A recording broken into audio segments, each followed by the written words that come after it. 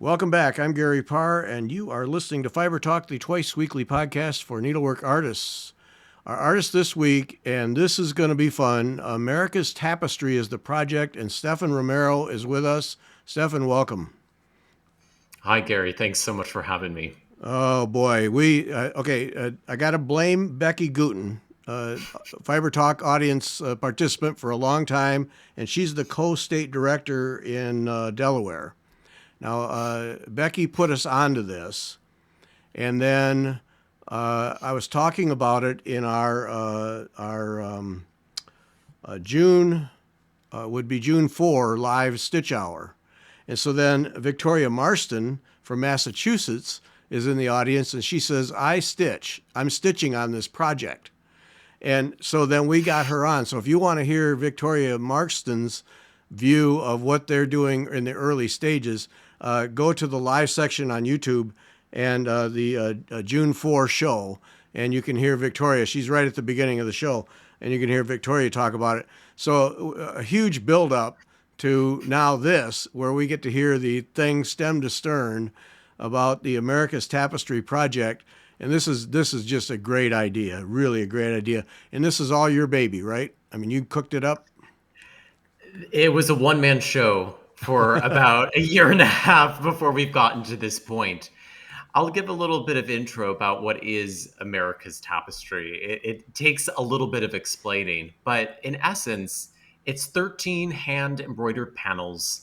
Each panel is 35 inches by 45 inches, depicting lesser known stories from the American Revolution from each of the 13 states. So we're sharing stories that a lot of people might not have heard of, and it also allows for people across those original 13 states to participate and share their skills in this project that is designed to commemorate our nation's upcoming anniversary in 2026. Yeah, and I have to interrupt you here. That when I was going through and prepping for this thing, the stories you're telling through these panels, I didn't know about any of them. I mean, they're that's so cool because you found these things that aren't in all the history books and that we don't learn in school. These little nuances and these individuals that are not always talked about, if rarely. And so it added a whole new level of meaning to the Revolutionary War to me, to the point where I started thinking I need to get a couple books and start learning more. This is it's really great. That your idea then to find these stories, or did you collaborate with someone? That's a good question. When I first conceived this, I knew I wanted it to be a collaboration between myself and places in which people respect and trust for historical information, whether that's a historical society, that's a museum, independent researchers. So when you look at each panel, each one actually is a collaboration with a historical society or a researcher in each of the states who brought to my attention these fantastic unknown stories that would be perfect candidates for something like these tapestry panels. Right. Now let's go back to the beginning. So just the basic facts about this thing. It's to celebrate the 250th anniversary of the United States, and it's 13 panels that we're having. You're working with the EGA in many instances and having EGA Guild members do the stitching. So you've really brought together a whole bunch of things. But this idea of 13 panels, that's your idea. What made that happen? Well, I'll have to take you back about 2 years. I was completing my dissertation at the University of Glasgow in Scotland, and I had the opportunity to visit a very special exhibition, and it's called The Great Tapestry of Scotland. It's located in Galashiels, which is a small town on the border between Scotland and England. Mm-hmm. And I learned about the project through a friend. I was studying historic dress and textiles. So something like an embroidery exhibition was something that would appeal to myself and my classmates. And what this exhibition is composed of 150 hand embroidered panels that tells the story of Scotland from essentially Pangea to our present day, with panels being added with each major historical milestone in Scotland's history. And as you walk into the gallery, your eyes just experience this feast of beautiful hand embroidery from across the country. Each panel was completed over the course of 7 years by over 1,000 volunteers. Oh. And what is so great as you walk through is you really learn Scottish history from a completely interesting and novel perspective. There's nothing really else quite like it. Each panels was designed by the award-winning artist Andrew Crummy in a way which really fully immerses you in the storyline each panel is designed to tell. And what's so great is you not only learn the history of through these vignettes, but you learn the experiences of the embroiderers that had the opportunity to work on them. Oh. And the stories that you listen to are absolutely phenomenal. Women who have lived in a town their whole lives and who are now truly appreciating the history of their surroundings and being able to see them Mm-hmm. in an alternate light by being able to stitch them and then having the opportunity to walk outside and see the monument or see the cathedral or the abbey that is being represented in that given panel. So it brings a whole new meaning to both the viewer as well as the stitchers. And that to me was deeply moving. And you could see how this project had such a resonance for Scotland. And today it's gained international renown, showcasing Scotland's impact on the Western world. Mm-hmm. And again, such a phenomenal project, and they have had all the attention that they so well deserve. And as I left the gallery, I really began to think that a project such as this, given the eve of our own anniversary, would be ideal for a place that is both steeped in history and artistry as the United States. Mm-hmm. So it was shortly after that visit, I had to actually put my nose down and get into my dissertation. But afterwards, I thought, right, this is the time. We had about 2 years to get this completed for 2026. And I knew that time was pressing, the clock was ticking. And I had to get emailing and phone calling institutions and people that I thought would really enjoy and appreciate this project. And I will tell you that it took quite a long time to generate the interest, Mm-hmm. and rightly so. It was an idea from someone who A is not a needle worker, who is not established with any historical organization, and didn't have any financial backing. Yeah. So it is truly, I think, an example of persistence that we have come to the stage in which we are, of which I am so grateful for. And I am so grateful to the people and institutions that took a chance during this project's infancy to see the potential and to see that this could really be a legacy product of our 250th Yeah. anniversary. Yeah. Oh boy, you literally did start from scratch then. Holy smokes. Oh boy. Yeah, and no financial backing. Yeah, that's well, I worked in the corporate world for years, and it was always figure out how to do it without spending any money. So, um, yeah, Well, that's the thing. And as you know, embroidery yeah, costs money. You need to have the linen, and you need to have the backing, and you need to have the frame and the floss. And of course, these are all things that I'm learning as the process goes on. And I'll be the first one to admit that I am not a proficient needleworker. My background is in costumes for the stage and for film and TV. So I certainly can visualize how a garment comes together. But when it comes to hand embroidery, that's something that I have just tangential knowledge of. So yeah. it's been a wonderful and humbling experience to learn from talented people such as yourself and the needleworkers in your audience and understand, right, this is really what goes into a piece of embroidery. We need this count linen and we need this back and we need the frame and all these other items that are so vital to creating a lasting quality product. Yeah. So it was through each of these conversations that I gained just a little bit more knowledge of, okay, all right, we need to budget for this, right? And we need to create another line item for that. And slowly but surely, we gained the momentum and we understood, right, this is what the budget looks like and this is what it's going to take to see this project from a mere idea to a finished product in a gallery. What was who did you talk to first? What was their reaction? Was it? you're nuts or great idea? Good luck.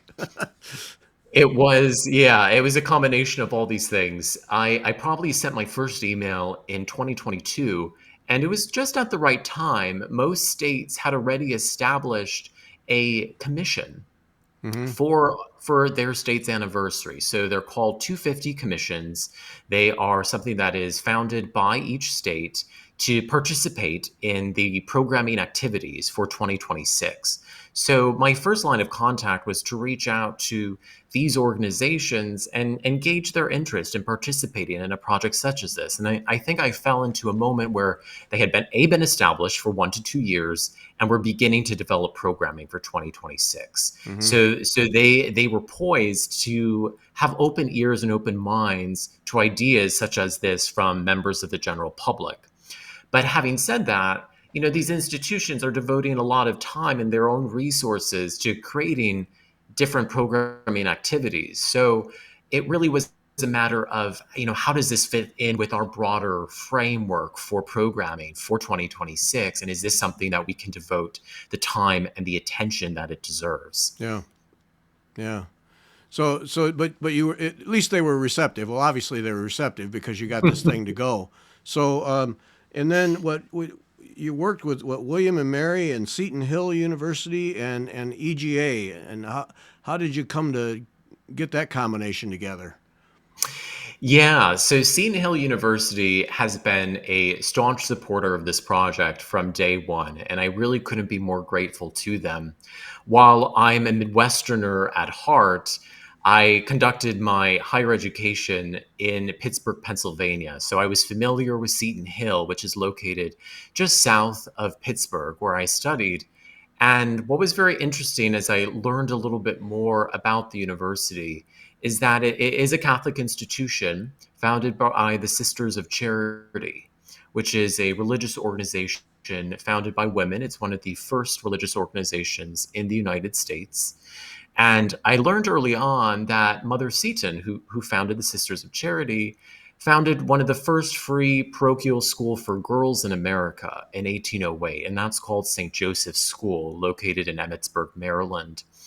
And what became clear to me is that this school devoted to a young woman's education features one of the broadest collections of needlework in in the greater Maryland region. Uh, So as I looked at their collection, it really became clear to me that this project would be of significant interest to Seton Hill, given their legacy of needlework, given their founder's legacy of promoting needlework as a tool for both hmm. artistry and education and a young woman's education.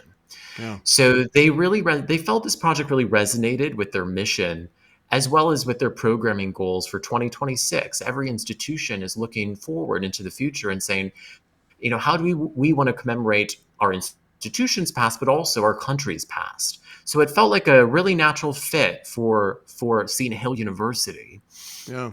At the same time, I began conversations with William and Mary, and Williamsburg, Virginia has always held a very special part of my identity. I had the privilege of working there as a college student several years ago, and I absolutely fell in love with their mission to promote historical awareness, especially of our founding era at Colonial Williamsburg.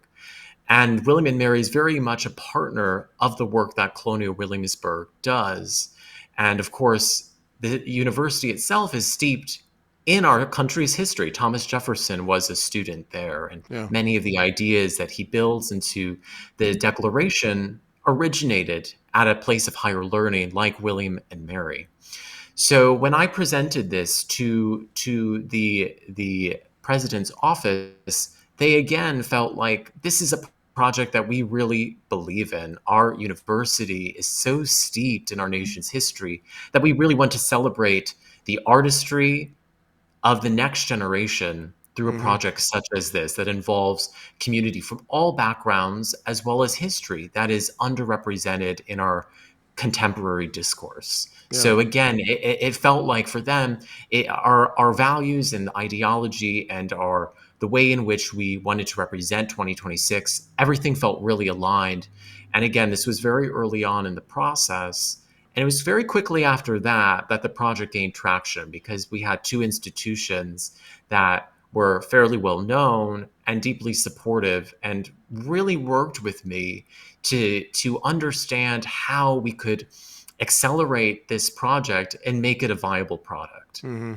Yeah. So you've got the support, and then you get EGA. You got to have stitchers somewhere along the way. So And that was really the next step. So we had this institutional support, which was fabulous. But then it came down to, right, well, who's going to actually volunteer to stitch on these things, right? That's the ultimate question. We could yep. get as much institutional support as we want, but who's going to actually devote the hours of manpower that it will take to see these to Right. fruition?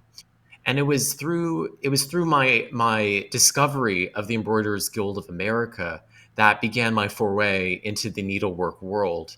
I began to contact different chapters in each of the original 13 states, and it really at the start was an elevator pitch for each chapter in each of these states. And I Mm-hmm. said, this is who I am, this is the idea for the project. We don't have funding yet, and we don't have a concept for each of the panels. We have no illustrations to show you, but would you consider devoting your time and your Yeah. resources to helping visualize this mission? Right. And it was shortly after that that we did get some interest. And of course, there were questions about, well, who's going to be included? And, well, where will this take place? And what is the count of linen that this will be on? And will an embroidery frame be supplied?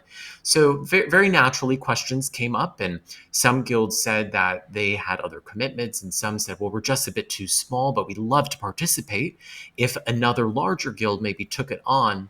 So it was really a matter of getting to know one person, who then sent a note to their friend, who then sent a note to someone else, who eventually became our collaborator. So, as I say, this is very much a bootstrapped project Yeah. that involved the kindness of strangers to see it to where it is today. And again, sort of following on this trajectory, I had the immense honor of speaking at the Southern Region seminar in Atlanta last month, at the EGA seminar. And it was so great to see how far the project had come, even at that stage, to be invited into this audience and share the project with them and see how excited people had become that they could be involved in a project such as this. So I Yeah. could not be more grateful for the EGA, as well as many other embroidery groups that have come forward. Of course, the Mayflower Sampler Guild in Massachusetts, whom you referenced earlier in this conversation, as well as many others who have stepped forward. So again, even to this day, we still get emails inquiring, well, how can I participate? And I live Mm-hmm. here, but how can I be involved? And we really want to ensure and emphasize that absolutely anyone is involved. You don't need to be a guild member. You don't need to have stitched for 5 or 10 years. You can Yeah. be a novice and join the project. And I think many people anticipate a rejection if they don't have what they consider to be a large pedigree or a large portfolio of work. But we really want to make sure this project is as inclusive as possible and is seen as an educational tool for people Mm-hmm. of all ages to be a Yeah. part of. Yeah. Boy, I give you credit. That's a whole lot of salesman cold calling to make that happen.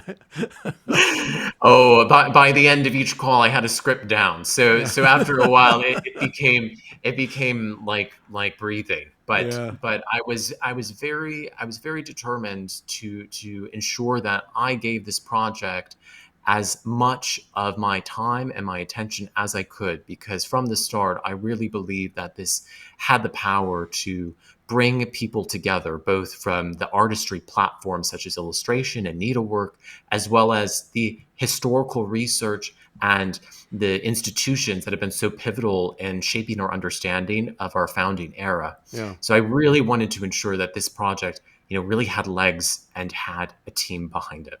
Yeah. All right. Now you have some pictures of needlework that we need to see, and then we'll get back to the mechanics of America's Tapestry project. But we got to see these. We got to see these things. This is so. Tell us about this St. Joseph's School. Yeah. So this references a little bit earlier on. I was speaking about Seton Hill University and Elizabeth Ann Seton's first parochial school for girls called St. Joseph's School. It's located in Emmitsburg, Maryland. It was founded in 1808.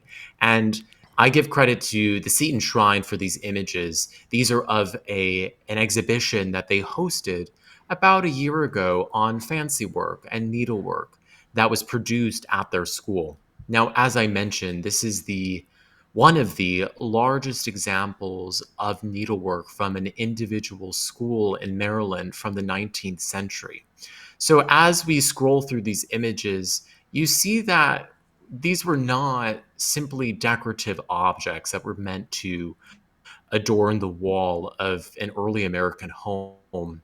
And they were not merely just to educate women in the art of needlework for homemaking upon marriage. These were actually an educational tool. And I'm sure this is something that many of your followers know about needlework. Oh yeah. But especially these early samplers were ways for young women to learn very essential parts of their education, from the alphabet to natural sciences, the flora and fauna that they observe as they traverse through their lives, as well as the Bible, of course, very important at this time, as well as architecture, the history of the buildings in which they see. And what's quite remarkable as you look through these images, you'll see a lot of buildings that were embroidered from memory of Emmitsburg, Maryland, or from where the girls were from, and not all of them were from Maryland. So it is actually a fantastic study in and of itself in the early American visual landscape. And this is something that I find really fascinating because we don't often, not everyone perceives needlework as being more than just a decorative tool, but actually a resource of education for Yeah. young women. And I believe these vary. Young women as young as 8 to women as old as 15 or 16 crafted these. As you can see, some of them are very detailed. They feature homes, doors, trees, as well as landscape, as well as even buildings in the distance. So that this understanding of both foreground, midground, and background. And then in this example here by Barbara Motter, we also see some natural flora and fauna that she's lovingly illustrated here in the lower right-hand motif. So again, this really shows the artistry of these women, but also their understanding of the world in which they observe. And I think that's a very important thing to reflect on as the history of embroidery.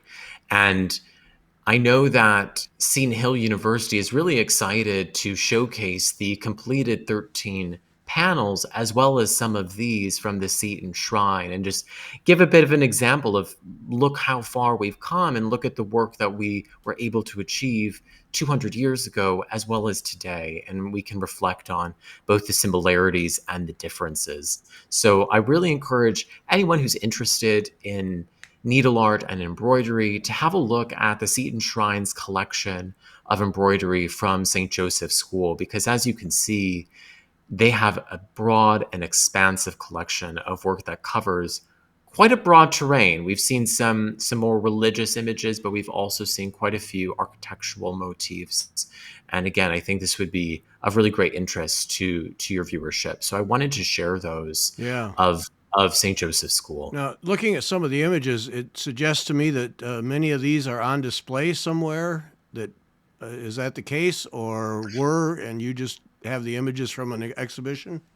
So that's right. So this was part of a fancy work exhibition from last year at the Seton Shrine in Emmitsburg, Maryland. I Okay. cannot, and unfortunately, I don't think a lot of these are on display as of now. I believe the smaller selection is, but most of them, I believe, are kept not on display year round. Right. But as I mentioned, we do hope that some of these from the Seton Shrine will migrate over to Seton Hill University for the Tapestries exhibition later in 2026, so folks can have a chance to look at some of these in person. Oh, that would be great. And I want to make clear for those of us who follow sports, it's Seton Hill, not Seton Hall, which that's a completely different institution that has often many years an excellent basketball team.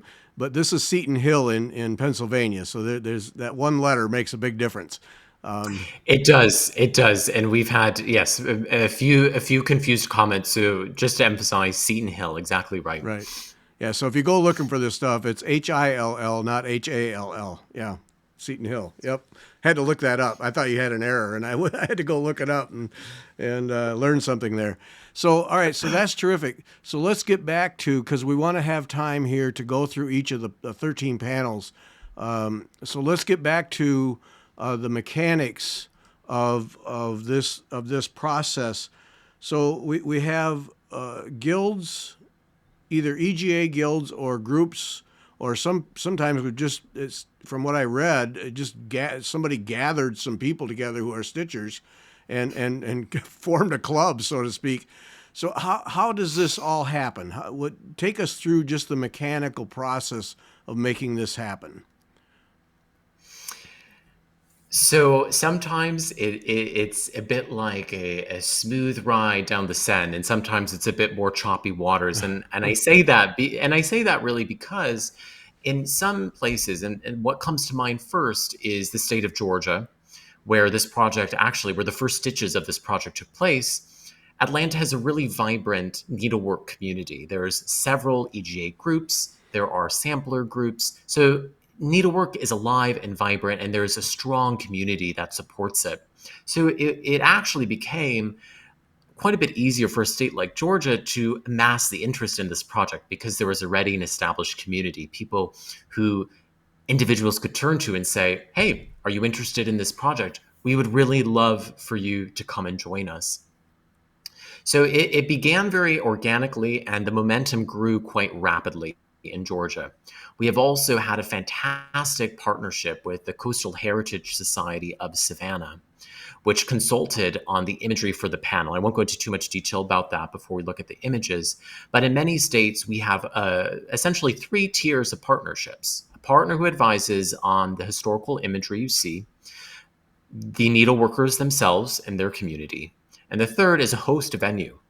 Now, the host venue is an institution publicly facing that has historical relevance and context. I really, from the outset, wanted to ensure that this project was public facing from the start, that embroiderers would not be working in isolation, that they would have public interaction constantly. Because again, we want to really encourage the public to consider our nation's upcoming 250th anniversary before 2026, before Right. the hot dogs and the fireworks, and think about, well, what does this mean to me? What does this mean to my state? And what can I take away from this? Hmm. Whether that's the beauty of embroidery, that is still a practice, that is still something that is enjoyed by hundreds of people, but also, what is this history that's being represented? Is it something that I'm familiar with? So, in the state of Georgia, to continue this example, the Atlanta History Center have generously opened their doors to our stitchers to allow them to use their state-of-the-art rotunda that is publicly facing and visible, that offers the stitchers a lot of natural light, which they're very excited about, Yeah. and allows for anyone who comes through the lobby, whether they pay admission or not, to observe the stitchers at work, to interact with them, and learn a little bit about the history of the project, and even, should they be so inclined, offer their resources and skills to join them in stitching, which is Hmm. something that we really encourage. So we've gotten a lot of great interest in the project through the ability of the stitchers to be public facing. Now, there are other states that have less of a needlework presence. Perhaps some of the EGA chapters are no longer there. And I'm thinking of some of our smaller states than the original 13, Right. where maybe the nearest EGA chapter is actually across state lines. Now, this became a lot harder because I'm not a native of all of these 13 states. So the question becomes, well, who do I turn to? Who can I Right. reach out to? And again, it really is a game of telephone where I speak to someone who knows someone who says, right, they'll be interested in this. And Uh-huh. oh, well, I know a friend who can join. And oh, I know someone else who would be really talented. So in those instances, it does take a little bit longer. And sometimes there isn't as much interest at first until we contact just the right people who are interested and have the time and the resources to devote Hmm. to a project as time intensive as this. But what I think makes those states the most special is that it really brings together oftentimes people who have never met and people who are just learning about the needlework community that exists in their state. And I think that really is the most exciting because you see these new connections that are being forged Yeah. around a state in which might be small to the eye, but actually maybe people don't necessarily know what happens in the south or what happens in the north or in the midsection, and it allows them to interact and connect and forge those bonds, which I really believe are at the heart of this project. So it's Hmm. exciting to see people from across the state come together and say, hey, well, I can pitch in here. I really love using silk floss, or I really love doing some fabric painting and I really want to add that in here, or Yeah. I'm a whiz at the DMC cotton, or I have a stash of wool that I want to donate to the project. So it's really exciting to see how these individuals can pool their resources together and their wealth of knowledge and experience to create something that's entirely unique. Now, what I try to do in each So state, regardless of size, sure. let me interrupt you there. So then, for each of the 13 colonies, then you have a facility where the stitching is going to happen that is publicly available, and I mean, some of them historic significance, like in New York, is France's Tavern, uh, which was the Birch trials there. Uh, is the stitching going to happen there? Actually, happen in the tavern facility? So New York is a little bit of a different case because we have the our historical partner is Francis Tavern in New York City, but the panel is actually being stitched primarily in upstate New York. Now there'll be some crossover, but Okay. primarily the capital chapter, the capital district chapter in Albany has taken the reins a little bit on the panel, and they will be stitching in upstate New York at the Van Schaik Mansion, Okay. which actually predates the Francis Tavern in New York City. It's a Okay. Dutch mansion. So it actually offers a really lovely history about the Dutch, who we often forget about when we think back to our colonial roots of New York. It was actually New Amsterdam prior to that. So this is a wonderful venue for both visitors and the stitchers to have access to. Yeah. It's a venue that is owned by the Daughters of the American Revolution, and we're so grateful that they opened their doors to Yeah. us out in Yeah. Albany. So then these panels, as they're being stitched on, they're literally on display. People can come in and see them, maybe participate in the stitching, but certainly talk to the women who are stitching and learn about it. And I assume there's a couple of panels, signs there, or informational boards about what's in the picture and all of those things, so that someone can drop in for an afternoon and see what's going on for their state. Exactly. So the idea is, even if no stitchers are there, and we'll publicize stitching times when they are available, but if no one is there, there will always be some information about the panel and how to get in touch with the project, whether in person or virtually. Yeah. Okay. And then I just on the website americastapestry.com, there is a panel, a picture of each of the panels, and then that information, who the people are that are involved, and so on and so forth, is all there. So you can go look it up and see where the stitching is being done. So that information is all there. All right. Now, as a stitcher, I got to know. Let's talk about the cloth, the actual stitching. You had to have an artist for each one of these things. How that had to be a project in its own right, just to find people who are going to illustrate, and then of course, I'll pile all this on you, determining what's going to be in each image, because these aren't just the normal Old North Church and Paul Revere riding by. I mean, you really did some history digging here. This is some pretty cool stuff.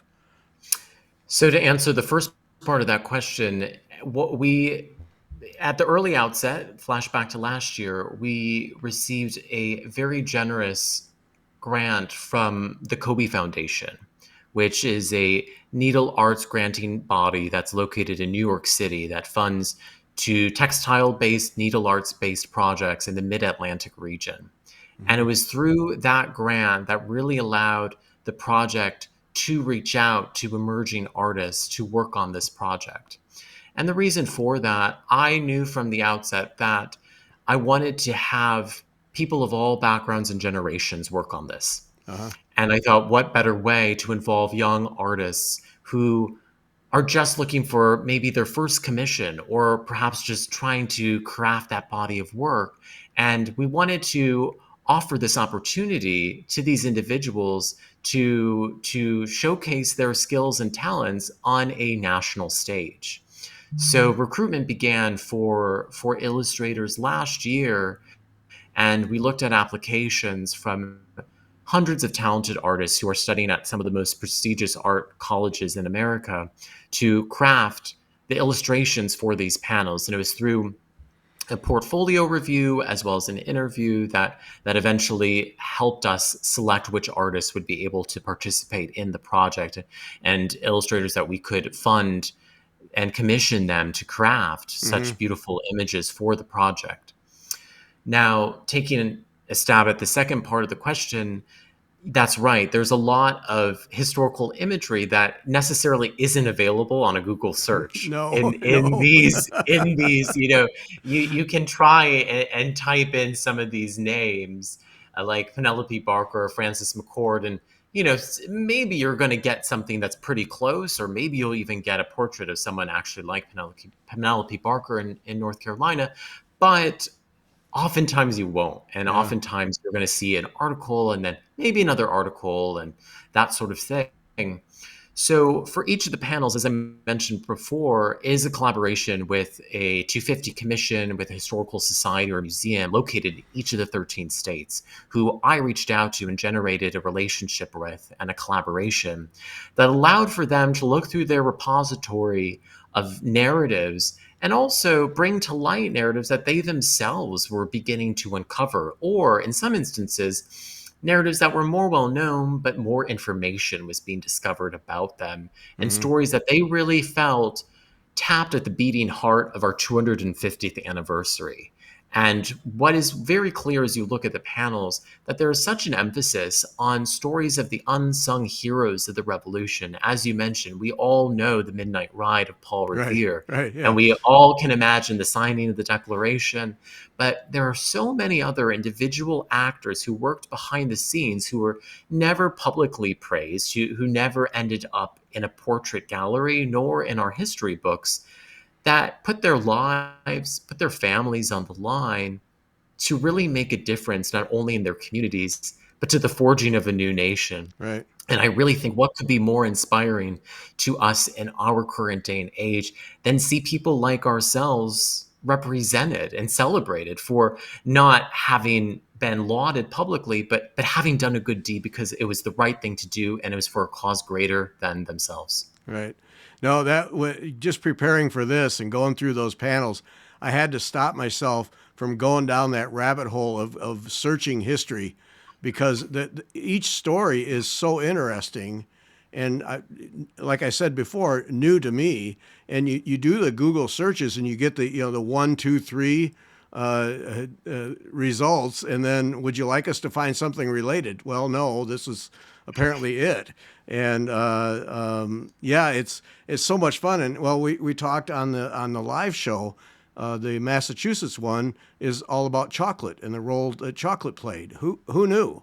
And it was absolutely fast. We actually had a few minutes of discussion about why chocolate, but it was a big deal for the soldiers, and it was a beverage, and tea was taxed and chocolate wasn't. So, but yeah, And it was a favorite of George and Martha yeah, Washington. So yeah. if the Okay. Washingtons liked it, there must have been something in that cocoa. Yeah, it So, was. so Oh, so great. So talk about, so now we've got every panel's the same size, and I forget what the dimensions were, but every panel's the same size, and we're doing it all on the same ground cloth. 32 count Belfast linen. Okay. And Yeah, and I want to just share that that linen is absolutely gorgeous, and I'm sure if you're familiar with 32 count with Belfast linen, it's yep. absolutely a stunning textile, and that was very very generously donated by our sponsor Yarn Tree, and they again have been such a supporter of our project and have really strived to help where they can to fulfill the materials that we need, and of course, a ground cloth is one of those very essential Kind of. items that you kind of need early on before almost anything else happens. But 32 count, from my understanding, is generally a pretty broadly accepted textile for needleworkers of all backgrounds and all skill sets. Yeah, yeah. And what are we using for thread? Are we using generally DMC floss or wool, or is it a mixture?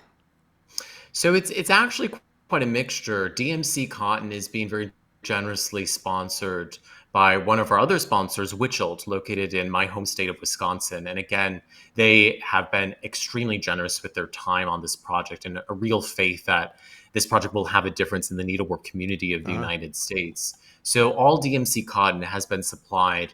A lot of embroiderers who are participating in the project, as I'm sure you know, Gary, if you're a needleworker yourself, you have that stash of silk or wool or Yeah. cotton that's lying in a dark corner, and you're thinking, gosh, I can't bear to part with this, but I can't find a way to use it. So what's been really wonderful about this project is when I visit each of the embroiders in different states, I'm seeing all these stashes of beautiful wools and these melange wools and hand dyed items and these silks that people have brought from their own stashes, which again, I had never anticipated, but I find just an incredible act of kindness and generosity that people feel like this is the time, this is the moment where I would like to contribute something other than my own skills to this project. And that has been a really exciting byproduct of this. But we have also been able to select some other more specialty materials when necessary from our sponsor Fleur de Paris as well, located in Okay. California. Right. Yeah. And they have been able to provide us with some materials that are not simply just cotton when we need them in larger amounts. So Yeah. we have been really, really lucky and so grateful to these sponsors that have allowed us to continue the great work of our embroiderers. Hmm. Yeah. There's a frightening amount of thread in stashes all across the country. It's yeah. It would scare you if you saw it all in one spot. I guarantee you. Yep. Okay. So has where are we at now? It says on the website that just about all of them are in production in some way. So are we still early stages of production in that we're getting because the illustrations are going to be put on the ground cloth as line drawings. We have a painting or illustration, but then what they'll stitch on is a line drawing on the cloth. Is that correct? That's right. So just to rewind, I myself hand traced all of the line drawings onto the linen, You did and all of those? I acquired a very large and industrious light board, and got to work. I didn't do them all in one sitting, Can I just which can I just take a moment to applaud you because that's a long haul there. Holy smokes. it I took it on and did not necessarily anticipate just the ordeal I was getting myself into, but I knew that through that process the embroiders would have a really nice template to work with Right. while still granting them the freedom to choose the kinds of stitches and techniques that they would do.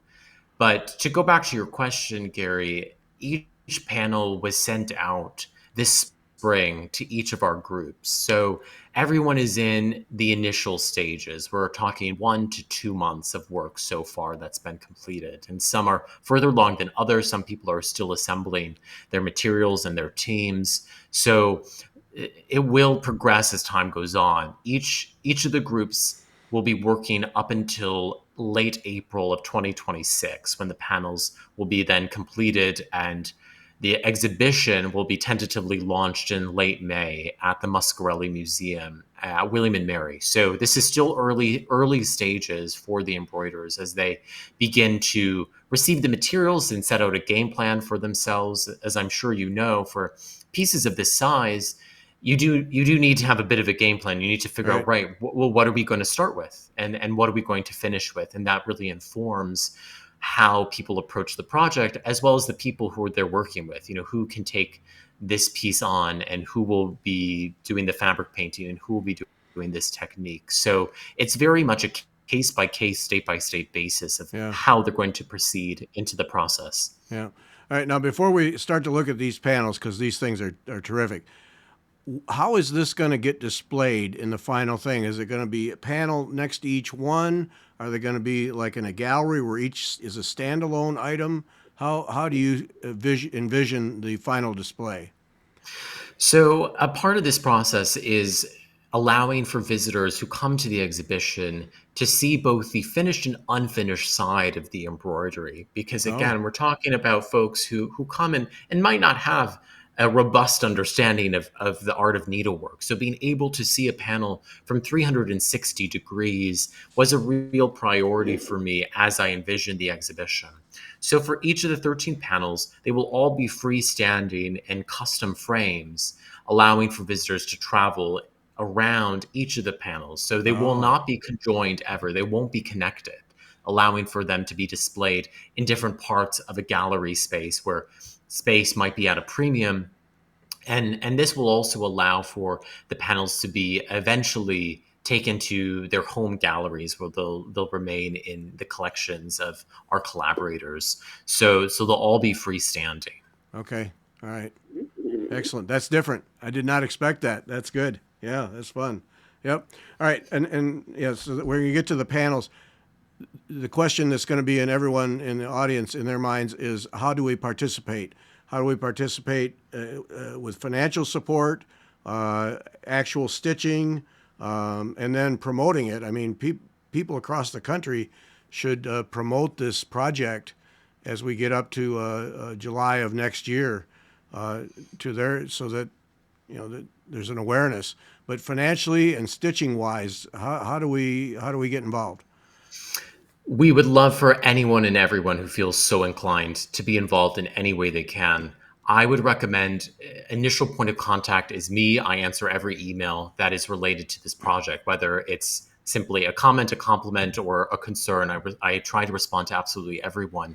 Our email, which I will share, is americastapestry@gmail.com. Please reach out if you're interested in contributing financially to this project. We would love to hear from you. And if you're interested in stitching, again, please reach out to that email and I can put you in touch with the state director for who then you can be in contact with and learn a little bit more about where they're stitching and when they're stitching. Mm-hmm. So please reach out to americastapestry@gmail.com and that will be your first point of contact and I can help you in any way that you can involve yourself. But again, we would really love, even if you cannot participate by taking a stitch, if you would be generous enough with your pocketbooks or with your time to post on social media, to share with your friends this project, I know both myself and our team of embroiderers would be so grateful to receive that kind of attention for this project that we've invested so much time in. Yeah, I'll put the email address on the screen so people can have that, and along with the for the video part, the website address is at the bottom of the screen. But make a note, it's America's with an S, so America S and then tapestry.com. That S kind of need that. So americastapestry.com is the website, and then americastapestry@gmail.com is the email that will get to Stefan. So you can, and I'm very confident that financial contributions were more than welcome as you try to make this happen. I have every confidence that's the case. So if you want to contribute that way, but then also if you want to get involved in stitching the on any of the panels, then get in touch with Stefan, and then that can happen. And then we here at Fiber Talk, we're going to work out and try and have some shows between now and next July with people who are stitching on it. So we're going to try and have some shows. Stefan's going to work with us on that so that we can see these things come to be and get somebody to hold a camera up in a stitching session and talk about what they're working on. Oh, that would be so much fun. So we're going to work on that. So all of that, and then the website, americastapestry.com, is very thorough. All the information is there, and you can just go there and really enjoy what this project is and is going to become. It's pretty impressive. All right, so let's talk about. We've got all pictures of all 13 of the panels. So let's go through and talk about them. We'll start with Connecticut. This is really one of my favorites. I hope our Connecticut stitchers, if you're listening, I hope you like shades of green, because this one involves quite a lot of rolling hills. But it's, again, one of my favorites. Sarah Najic completed this for us. She's a student at the Rhode Island School of Design. This design was in collaboration with the Connecticut Old State House and the Connecticut 250 Commission. And here in the foreground, you see one of America's first female publishers. Her name was Hannah Bunce Watson. And here she is editing the Connecticut Current, which is still in production today under a different name. But she was actually the inheritor of the Connecticut Current after her husband's death. And what is very apparent from the editions that were under her leadership, they were very pro independence. Almost every edition that she published under her name as editor in chief featured promotional information about the revolution to share with her readership. So we really see that from early stages, she was a staunch patriot and wanted to ensure that her publication reflected her views. So that was such a wonderful story that the 250 Commission brought to this panel, and I think is really so evocatively represented here.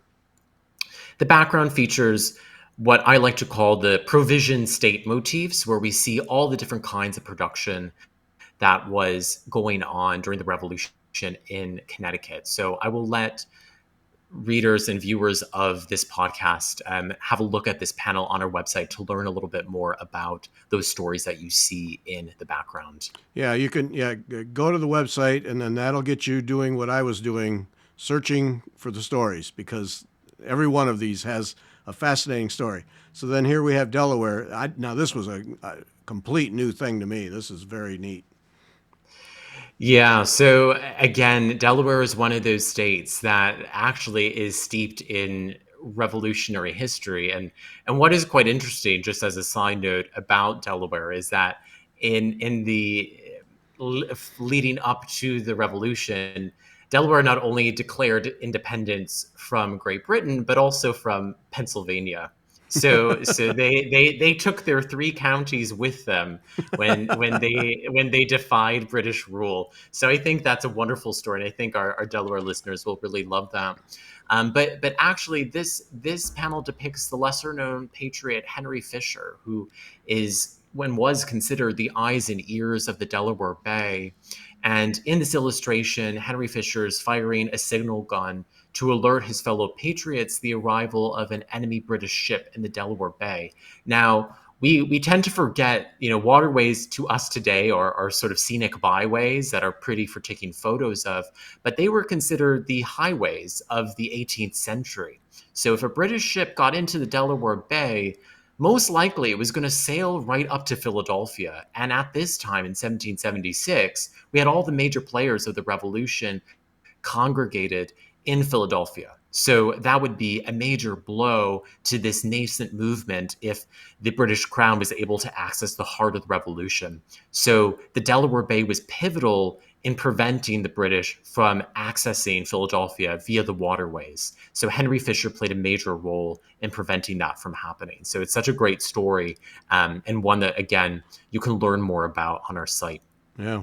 Each of these images also then, as you talk about them, my mind is spinning in terms of how would I stitch all of this. So that it's going to be quite a challenge for the groups that do these. It's going to be interesting to see how they get interpreted. So this now is Georgia, and this was really where you got this whole thing off the ground, right? So Georgia holds a very special place in my heart because this is a panel that I illustrated in the early days of the project. And again, we were so grateful to the team at the Coastal Heritage Society, which is located in the broader Savannah area of Georgia. And this was a narrative that they brought to my attention, which actually features the Battle of Savannah and the Haitian contribution to the Battle of Savannah. Now, we again don't always quite remember the international scope of the American Revolution, that it involved people from countries outside of North America, including what is known today as Haiti. And Haitian soldiers became involved in the American Revolution through the contribution of the French. Haiti was a French colony at the time of the Revolution, and there was a call for soldiers. So many hundreds of brave Haitians chose to leave their home country and fight for America's freedom in the colonies, and Georgia was a part of that story. So again, what an amazing story, and what a wonderful way to showcase the many people who fought for the freedoms that we enjoy today. Yeah. Well, that's quite an image. And then this is yours. Wow. Impressive. Nice. All right. Marilyn. So this is one of our more recently completed panels. And again, I absolutely love this illustration. I think it really takes the concepts that were presented and really showcases them in a fresh contemporary light. In the foreground here on the far left-hand side, we see soldiers who are fighting at the Battle of Brooklyn. So although this is the Maryland panel, half of it actually takes place in Brooklyn. And the reason that we decided to showcase this story was actually through the state archives, the Maryland State Archives, who presented this. The Maryland 400 was a segment of the 1st Maryland Regiment who fought extremely bravely at the Battle of Brooklyn in 1776.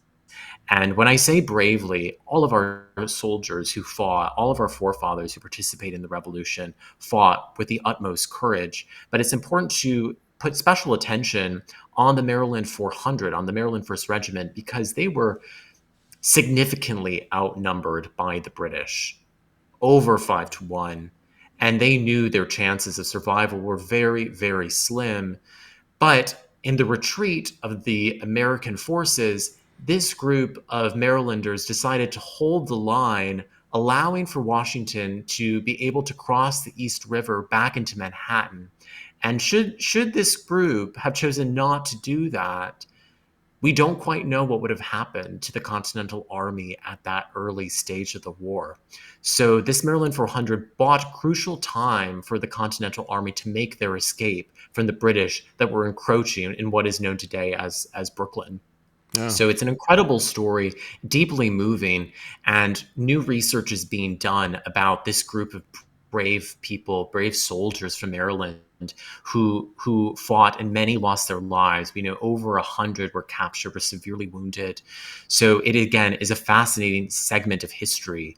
The top portion of the panel depicts actually what you can see in the far distance there. There's a gentleman, that is George Washington. This depicts the Annapolis courthouse and Washington's resignation from the Continental Army. And we believe that, of course, Washington is a very well-known figure and someone who, of course, we can all easily identify. But his resignation from the Continental Army, I think, was very important for us to point out here, because he issued one of the most important speeches in American history this day. And he ensured that America would not become a monarchy, but would in fact become a democracy. And the way he did this was actually by resigning as a military leader and resigning to civilian authority, which was actually unprecedented in European history, to see a military leader take a step back and allowing for the public, for actually an elected band of officials to come forward and lead the country in a new direction. So again, it's a very important story, and one that really held deep significance for those who viewed it, such as the young woman on the balcony. Her name was Molly Rideout, and she wrote a very significant letter to her mother after viewing this event. And for that reason, we know the emotional weight of this moment in time, because her letter really reflects the gravity of the situation. Yeah. Wow. So much. All right. Now chocolate. This was the one. It's like, oh wow, who'd have thought this? Yeah. We are really grateful to the Old North Church, actually, who collaborated with us on this design. They have done some phenomenal work on colonial chocolate making. So I really encourage anyone who is interested in learning more about this subject to visit the Old North Church's digital platforms to learn a little bit about it. But again, I know if your listeners were listening last night, they know a little bit about the panel, but it depicts the patriotic practice of chocolate making. Now today we consider it to be a midnight indulgence, but actually at the time of the revolution, it was considered to be a food staple for soldiers, especially after they had experienced smallpox in order for weight gain. So it was believed to have medicinal properties that were essential for soldiers to regain their health. And we have written documentation by diaries and letters of the time that chocolate did make their way in regular amounts, should they be accessible, to where where soldiers were stationed at, such as Fort Ticonderoga in New York. So Hmm. it really shows, and again, just to give a bit of background, Boston was the premier chocolate manufacturer of the colonial period. So this is why it was such a natural fit for Massachusetts, because it had the highest density of chocolate makers in colonial America at the time.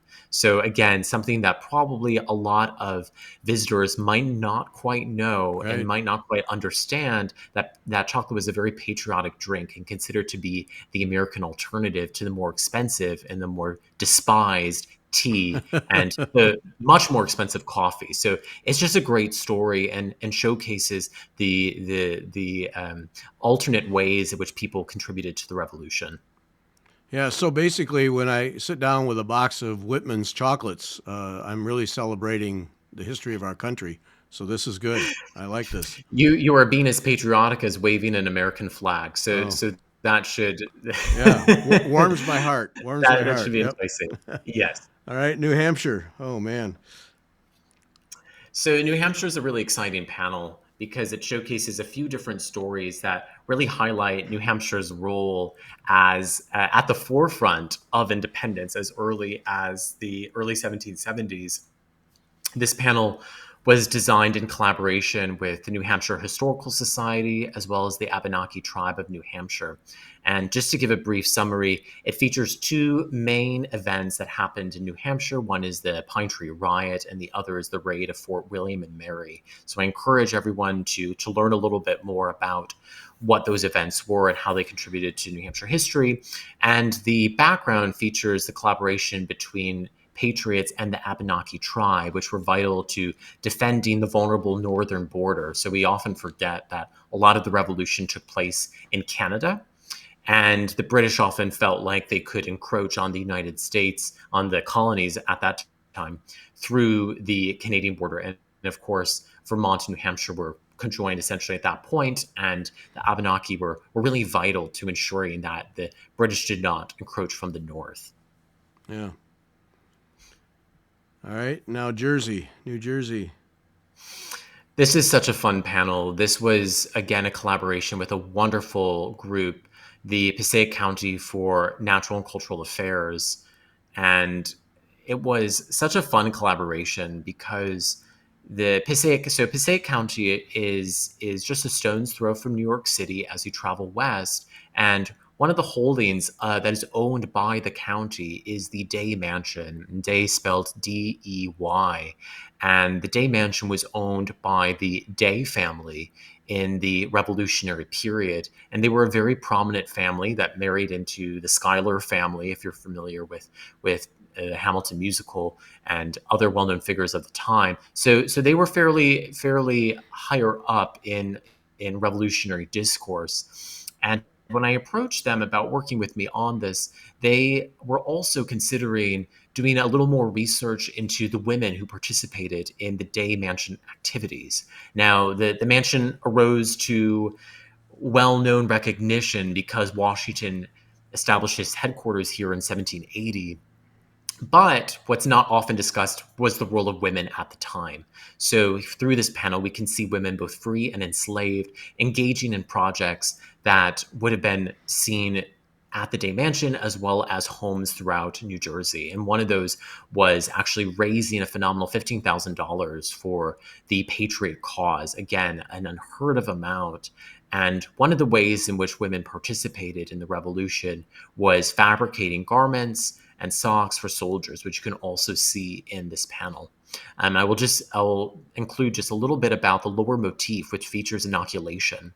And one of the largest events of inoculation took place in Trenton, New Jersey. And again, smallpox was considered to be just as deadly as gunfire. So it was really important for the medical developments that took place that inoculation became a common practice for the Continental Army. So it's just a great story to include in the New Jersey panel due to Trenton's contribution. Yeah. I commented in the show last night that $15,000. My initial reaction was, well, that's nice, good for you. And then I paused and thought, wait a minute, back in 1776, $15,000 is a small fortune. Exactly. Huge. And when you think about all the different kinds of currency that was traded in colonial America, it is quite an astounding amount. So Yeah. very impressive. Yep. All right. Now here we have New York. New York, again, this was a collaboration with the Francis Tavern Museum that had just launched a new exhibition showcasing a lesser known event that took place at the Birch Trials. Now, again, the Francis Tavern is one of those iconic landmarks of colonial American history because George Washington bid farewell to his generals at Francis Tavern before traveling to Maryland to resign his commission as commander in chief. So, of course, Washington gets the rightly deserved attention. But an event that took place shortly after, in 1783, was the Birch Trials, which was essentially a series of trials that took place to determine whether enslaved Black loyalists were actually going to receive their freedom due to their service to the British Crown during the American Revolution and be able to travel to, most of them, to Nova Scotia to start their new lives in reward for their service to His Majesty King George III. So very much a lot held in the balance for these individuals as they awaited the determination of their trial and to ensure their freedom. A lot of these cases were contested. We have examples of slave owners who would arrive and petition for enslaved people to return to them and denied them the ability to leave the country and go to Nova Scotia. So this panel showcases some of the documents that allowed for the enslaved to participate in the British Army, both men and women. Women generally would participate with different kinds of camp-based activities, and enslaved men generally also did not fight. Occasionally they did, such as in Lord Dunmore's regiment, but oftentimes they were also resigned to working for the camp. So they participated in many different ways for the British loyalists. Yeah, that's a powerful one. Yep. All right, now we go to North Carolina. The women rise up in North Carolina. Yeah. This is an incredible story, one that I had, well, in fact, really no idea of. This panel was conducted in collaboration with North Carolina Department of Natural and Cultural Resources. And this is a story that they just love to share because it is so powerful. This group of women is considered to be one of the first recorded instances of political action organized by women in North America. So I think it really bears worth understanding the weight of that. This is really the first time that women banded together to weigh their opinions in public and actually sign their names to a document that flew in the face of the British Crown. Mm-hmm. And again, we have to think back to the time in which this was signed, which was 1774. And let's remember that, the Boston Tea Party was conducted at night by individuals masked as Native Americans because they did not want their identities to be shared. So the fact that these women, some very prominent in North Carolina society, signed their name to this document shows their commitment to the ideals of the revolution and a very powerful sign of discontent early on in the colonies. So it is such a great example of female patriotism in 1774. Yeah. Yep. I love the tea,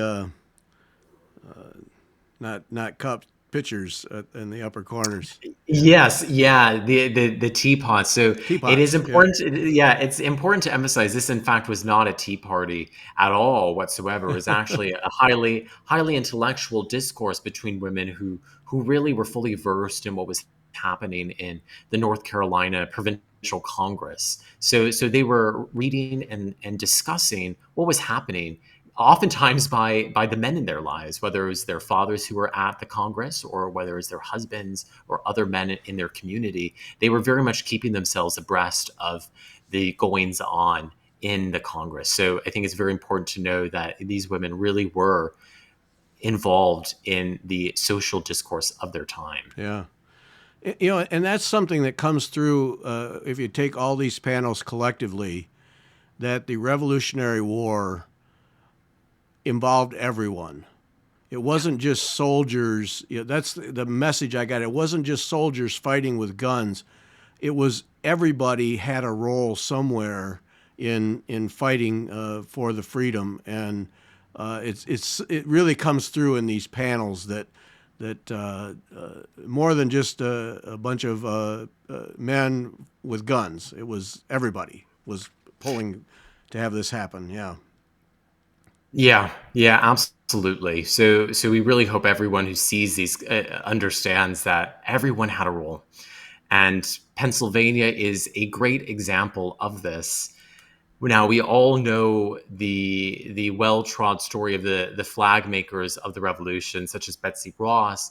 But what is lesser known is that there was a really vibrant network of female entrepreneurs in Philadelphia who also made flags and paraphernalia for the Revolution in tandem with Betsy Ross. And one of those wonderful examples is of these two individuals here. I absolutely love this one. I think it is probably one of my favorites because Pennsylvania is one of those states that is actually extremely wide. It takes about 6 hours by car to get from one side to the other. And we wanted to showcase that both the heart and hotbed of the revolution in Philadelphia was just as vital as the western portion of Pennsylvania as you head out towards Ohio, Westmoreland County. And you can see a man here who's actually fabricating a flag for Westmoreland County, which was one of the first largest cities that you get to after you leave Philadelphia and travel several hundred miles to the west. And he's creating one of the most iconic "Don't Tread on Me" flags that was flown in the county during the Revolution. So then, and what's quite interesting actually about this particular flag is you can still see it. It is located in downtown Pittsburgh. So we Oh, really wanted to highlight this artifact that actually is something that you can see today. And it was, I believe, one of the few original "Don't Tread on Me" flags with the rattlesnake that is still in existence. oh, So wow. it is a really, actually a very special and very rare piece. So it's something worth highlighting. And then here on the right-hand side, we have the flag maker, Rebecca Young. And she, again, was an entrepreneur in her own right. And she engineered flags for the Pennsylvania Navy, as well as creating drum cases for the Continental Army, as well as blankets for soldiers. So she was very involved in the revolution, same as Betsy Ross. Yep. Yeah, that's a good one. All right. And now Rhode Island. Rhode Island. So this is a really cool one because we have this anchor that weaves its way through the panel and acts as a bit of a dividing line between the different narratives that are happening. And again, Rhode Island is small but mighty. There's a lot that the state and the colony did for the revolution. This panel was designed with the Rhode Island Historical Society and some independent researchers as well who helped us with some of the specifics for this. But as we look at the main images here, this depicts the Battle of Rhode Island, which was actually one of the first instances of French collaboration in the American Revolution. So an extremely pivotal moment for the colonists as they finally get the long-awaited French collaboration, which was much needed for both men, ammunition, and for, of course, French's naval prowess, which eventually helps end the war. But here in the foreground, we see the 1st Rhode Island Regiment, which was made up of African American and Native American soldiers. And this regiment fought in many different battles. This one was one of their first here in Rhode Island, but they went on to fight elsewhere in the Revolution. So it was very important to highlight those stories. And then there's a few other motifs above that are extremely evocative. On the left-hand side, we pay tribute to 3 different hospitals that were established by the French during the American Revolution. And again, we tend to forget how the French really impacted the war. So we wanted to highlight one of the major things they'd accomplished while they were here, which was establishing these hospitals. And on the right-hand side is a nautical motif that depicts the Liberty Affair, which was a precursor to the Revolution, where angry colonists have stormed a British ship and are throwing merchandise overboard in defiance of some of the naval laws that were in place prior to the Revolution. So again, lots of history to unpack here. And it really shows that Rhode Island had its finger to the pulse of the Revolution even before the shots at Lexington and Concord. Yeah, yeah. And we forget the role the French played. Huge, huge. I don't think we'd be here today if it wasn't for the French. Yep. All right, South Carolina. This is a really fun panel. The lower motif, again, is really such a moving story. We often believe, again, that this was a movement that adults participated in. What we tend to forget is that 13-year-olds are also considered adults in colonial America if the lifespan was about to the age of 40. So these were autonomous beings who made their own decisions. So the individual you see here in the center of this is John McCord. He is of Scotch-Irish immigrant parents who moved to South Carolina. And at the age of 13, in 1776, he decides that he will go and he will fight in the Revolution. Now, he leaves his family behind, and when he gets to the front lines, his general tells him that he's just too small to fight, that he would really prefer it if John would be able to help in another way. So here is one of John's primary tasks, which is not very glamorous, certainly not as heroic as wielding a sword, but just as vital, which is shelling corn, which would eventually be ground into meal for soldiers' food. So again, a really vital element that we don't often think of when we talk about heroes of the American Revolution. But there were many people like John McCord, men, women, and children, who worked behind the front lines to ensure that soldiers were nourished and who were cared for when they were ill. So we have to pay tribute to boys and men and women like John McCord. And the top motif depicts many of the individuals that fought in the backcountry of South Carolina. Again, we often think of South Carolina and the Revolution as being predominantly centered around Charleston, but there was a lot of conflict that took place in the backcountry that involved Native American tribes who were conflicting with one another, some who had paid allegiance to the British and some who had decided to throw their lot in with the colonists, and oftentimes were in conflict with one another. So this is, I thought, was a great way to showcase the Native American contribution to the Revolution, especially in backcountry regions such as Western South Carolina. Yeah, yeah. Then the last one, Virginia. This is very different from all the others. It's going to be interesting see how this gets stitched.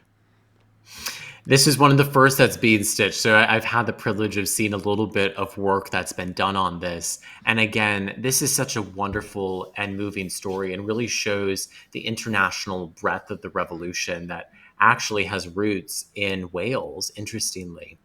This illustration was done in collaboration with the town of Wytheville Museums, and they are located in Western Virginia. And in this region was actually quite well-known mines. And within these mines, lead was extracted for musket balls for the Continental Army. Now, mining was a common practice in 18th century America, but this mine was actually not profitable until Welsh immigrants came and had expertise in mining that allowed for this mine to become profitable under their direction. The particular mine that's featured here actually was labored under by convicts, both enslaved and white. And I think that is a really interesting story for people to understand that many people of many backgrounds worked in places such as this in order to produce the musket balls that would eventually ensure our freedom. Right. Now, many of the enslaved who worked here were actually sent by their masters who received a stipend from the state for their labor here in this mine. One of the stories that we particularly highlight is this gentleman here on the upper right-hand side. His name was Aberdeen, who actually was ordered by his master to fight for the British. He lived and worked and labored in a pro-British household, but upon leaving his master, he actually fled to the Continental Army and volunteered his services. And little did he know that he would be sent here into this lead mine in Western Virginia. But he completed 7 years of service, after which he petitioned for his freedom and was eventually granted. So it's a great story to highlight, and one which really showcases the breadth of work and labor that went into achieving independence that is, again, often not visible and often underground in this Right. case. Right. So just a great story to showcase. Yeah. These are all excellent. It's going to be so much fun to see what the women, and maybe there's a man or two in there somewhere, how they stitch them. It's going to be great fun. All right, we need to wrap this up. Holy smokes. This was that's a blast. What a great project. Thanks for making it happen. And it's going to be so much fun to see this come to fruition in the coming months, and we'll get some shows together so people can see some of the stitching progress. And this is just terrific. So it's americastapestry.com is the website, and I took it down, and now I'll have to find it to get it back up. But americastapestry.com, and then if you want to connect with Stefan, then you're going to I'll never find it in time. Then you're going to write. That's all right. Go to my email, americastapestry@gmail.com. Please send me a message. I would love to hear from you. I would love to hear your thoughts. And if there's any way in which you can participate in this project, I would love to hear from you. Yep. Stefan, thanks so much, and we look forward to learning more about this and watching it progress. A great idea, and it's just going to be a great display when it's all done. Thank you. Thank you. Thanks for having me. All right, and thanks to everyone for listening.